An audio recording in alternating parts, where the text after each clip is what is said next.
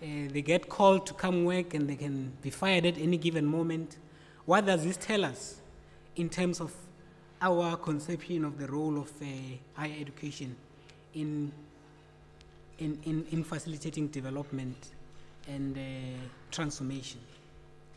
And can we have real development in the absence of wage labor? How do we see higher education? When we come to universities and colleges, what is it that we seek to achieve? Are we preparing ourselves for the wage labor? Do we envisage a situation where we can live without necessarily drawing some social citizenship around wage labor? Perhaps as we think about the role of higher education in development and transformation, we should begin talking about the real utopias. So the real utopias is not about some predetermined future of socialism or social democracy. It's about trying to engage with the emerging possibilities that are aimed at ensuring that we live together in harmony and in peace. It's about envisioning things, for example, such as the basic income grant, that everybody gets a basic income grant and they can just decide what they do without necessarily having to be forced to work. We can still go to institutions of higher learning. So today we're going to run through the different perspective on whether basic income grants can work. It was rejected in South Africa. They've tried it in Namibia. It has never been tried in any parts of the global north countries. That's why I'm saying that some of these questions as the global north, as the global south, we need to really ask ourselves and come with innovative social policies without necessarily drawing from what happened in the global north. But I must conclude by that envisioning the real utopias, looking at the possibilities without being fixated in this idea of work and jobs as the end goal, is that envisioning real utopias cannot be sustained on slogans and fantasies. It's easy to just say things, but the most important thing, particularly for us as those in institutions of higher learning, is to really think carefully about the questions that faces society, ask difficult questions, confront power, and never bow down to power because you're afraid of it and you think different about certain questions. We can develop fantasies and dream about how the world can be organized, but the real utopias require us to think about the sociology of the possible, the actual, and not necessarily something that may not exist. And I would like to suggest that as I see a lot of us who are young people here, the future of directing some of these questions, of trying to find solutions to some of these real developmental questions, lie with us. And we cannot sloganeer. We must study, we must read, and really get to the bottom of all these questions without really creating a situation where we sloganeer. So with those few words, those are my thoughts around the role of higher education in development and transformation. Thank you.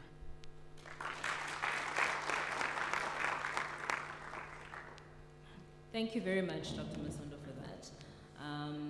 Just to quickly highlight some of the key issues that he was addressing, Dr. Masondo referred to the fact that higher education is definitely a contested space, and the basis of education is research and innovation.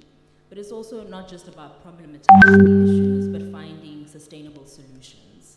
And it's also a battle of ideas, of how society must be organized, and it also produces the workforce. It is also regressive in some ways, because it also advances ideologies that don't necessarily serve the disadvantaged. And what I particularly liked about Dr. Masondo's presentation was that he was also posing questions to the floor. So I'm hoping that as much as you will be posing questions to him, but you will also be able to respond to some of the questions that he was asking, so that it is a holistic discussion where everyone feels that they have something to share and contribute. And one of his questions was, where do we locate education in the wage labor debate. So with that said, I think we can open out the discussion to the floor. I will note 5 hands as the first round, and then I will give Dr. Masondo an opportunity to respond to those hands. And also feel free to engage with each other, okay? And then if we have more time, we have about 30 minutes for this discussion. So if we have more time, then I'll take another round of hands, maybe 3, 4, 5, depending on the time that we have. Can I please note some hands? Okay, I see hands. And I would also like to hear from women. Ladies, you're here. I see 1, 2, 3 hands there. All on this side of the room. All right, so 1, yes, 2, 3. Can you please raise your hands again? Number 1, please raise your hand so that, yes. Right. You may proceed. Okay, thank you. I'm a woman. I want to concentrate on the role of higher education as a place of producing knowledge and also as an agent of change. I keep on hearing that, yes, the institutions of higher learning are producing students that want to go to the employment industry, and with the fact that there's also an issue about academics, to be specifically black academics. That's where my interest lies on how do we really motivate our black students to become academics, because currently the system is motivating us to become educated and go outside and look for a job, but not rather to become educated, remain in the system, and produce knowledge. I like the point that was raised on the fact that there's knowledge, but knowledge is kept in the libraries.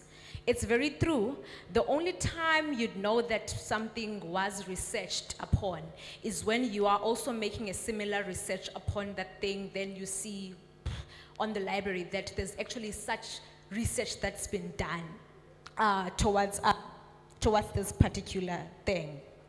Now, you find out that really, as black students, we suffer. You see that there's really a gap on how are we motivated to become academics the minute you perhaps start studying your master's. You see that you suffer for 2 years not knowing how to produce a mere research proposal. You're suffering simply because in the undergrad level, there's no motivation, and also the way that is motivating us to be future researchers as black students.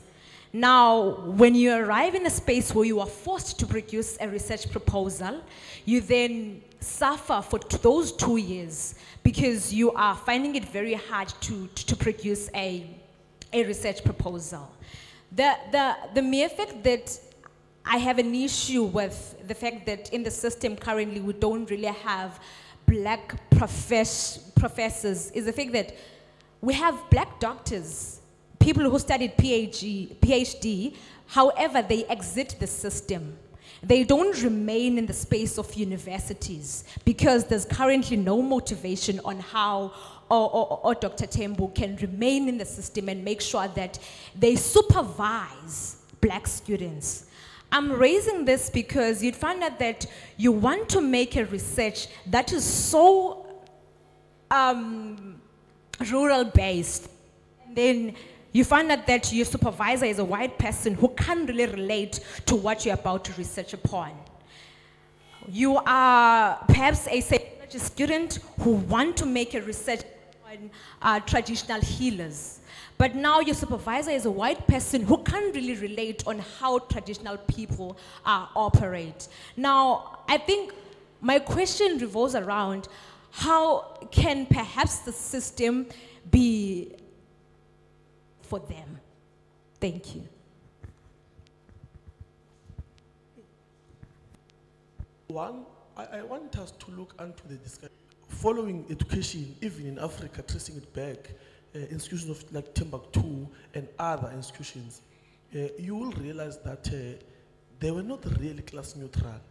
You know, for an example, Timbuktu, Mansan you look at the economy of Mali at that time, you realize that it was really a disadvantaged economy. And when you speak of education and development through education, where do we locate a particular in this discussion? I'm raising this chair because you're speaking coming from a particular class. Our parents, in fact, are coming from a particular class. But the aspirations of our education is to elevate ourselves to become petty. If we are to invest in education, Dr. Mason, the question of educational compensation must be discussed. For an example, in South Africa, you have a situation where a farm game ranger earns more than a teacher. Meaning that the prioritization of government does not really speak unto what we're trying to protect. You know? So it is important for us when we speak of education, we speak of these discussions as well. The last one is the role of these councils that regulate education and our qualifications in South Africa. For an example, the scrapping of the application of FUSO for LLB. I think UniZulu as well, with accounting, they once suffered a similar situation with accounting. So I think they must be discussed and their contribution in society on what is it that they want to achieve when they regulate these qualifications. For an example, here in this university, we had introduced a qualification of pharmacy technician. Most of those graduates, they are found wanting because their qualifications are dead end. They are finding it difficult to proceed to the next level, and also they're finding it difficult to go to the workplace because he said that the qualification is not recognized. And lastly, as I'm about to land, how we structure our education needs to be looked at. For an example, a student who does medicine, for example, if it takes 6 years for a student to do medicine and they drop out on the 5th year, they can't even be a nurse with the information that they've got for the past 5 years. Now, I think such things, when we're discussing the development of society through education, should be taken into consideration. Thanks, Chair. Just before we give our third speaker an opportunity to ask their question, can we please keep our questions precise so that if we do have a second round, everyone has an opportunity to speak? Right. Thank you, Leadership. My name is Mamani Matuan. So, Leadership, I just came in, but I'm getting the sense of what is being discussed. But I'll be more precise on questions. Because one of the contributions or advantages of the Cold War between two superpowers, where you had one superpower emerging ideologically and otherwise. The other one emerged and at least received humanity. You can't run away from the fact that the base economy is the one that is running our education system. And such, the human evolution, it is all about human beings trying to find living and to exist. Now my question to you would be, number one, speaking unto the retention of human capital and intellectual capacity, particularly to South African students. What becomes your view on that program? Number two, the generational role modeling. Was speaking about the development in higher education. The last one would be the jobs of the future. In line with the fourth industrial revolution.